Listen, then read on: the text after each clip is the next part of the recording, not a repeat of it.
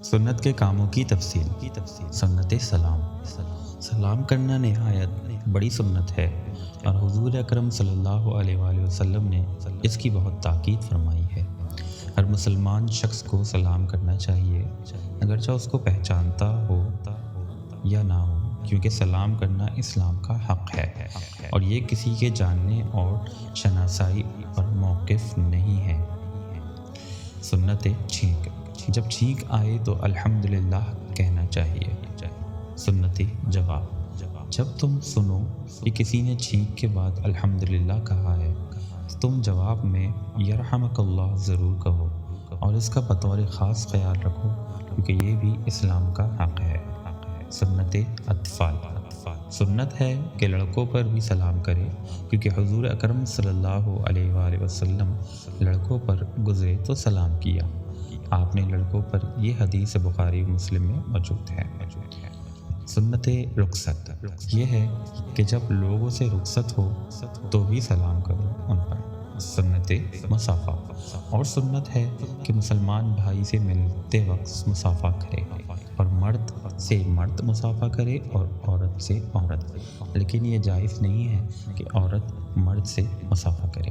سنت تعظیم، جو کوئی بڑا شخص جس کو دین کی عزت حاصل ہو تمہارے پاس آئے تو بہتر ہے کہ اس کی تعظیم کے لیے کھڑے ہو جاؤ، لیکن خود لوگوں کو یہ پسند نہ کرنا چاہیے کہ لوگ اس کے لیے کھڑے ہوں۔ مجلس، جب کسی مجلس میں پہنچو تو جس جگہ موقع مل جائے وہیں بیٹھ جاؤ، اور یہ مکروہ ہے کہ دوسروں کو اٹھا کر تم وہاں بیٹھ جاؤ۔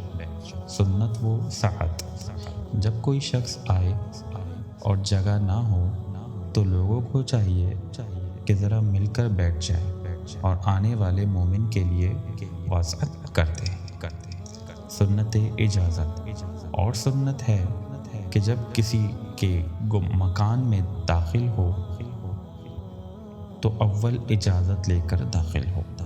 سنت جمائی، جب جمائی یا انگڑائی آئے تو چاہیے کہ منہ کو بند کرے اور منہ کھولے نہیں، اور اگر منہ بند نہ کر سکے تو منہ پر ہاتھ رکھ لے۔ سنت نام، سنت ہے کہ اپنی اولاد کا نام عبداللہ اور عبد الرحمن رکھے، اس لیے کہ حضرت نبی کریم صلی اللہ علیہ وسلم نے فرمایا کہ اللہ تعالیٰ کے نزدیک محبوب تر نام عبداللہ و عبد الرحمن ہے۔ بیماری وغیرہ کی سنتیں۔ سنت عیادت، یعنی بیمار پرسی کی سنت یہ ہے کہ بیمار کی مزاج پرسی کو جانا چاہیے۔ سنت واپسی یہ ہے کہ بیمار کی عیادت کے بعد جلد واپس آ جائے بیمار کے پاس سے، تاکہ تمہارے بیٹھنے سے وہ رنجیدہ نہ ہو اور اس کے گھر والوں کے کام میں خلل نہ پڑے۔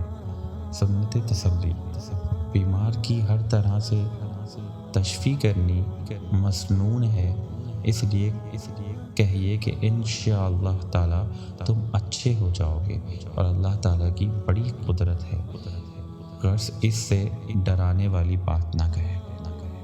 ہدایت، رات کو بیمار پرسی جائز ہے، یہ جو لوگ منحوس سمجھتے ہیں غلط ہے۔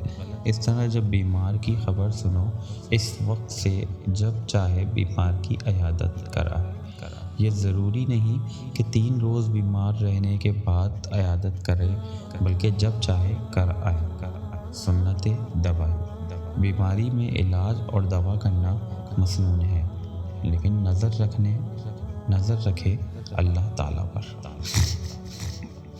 سنت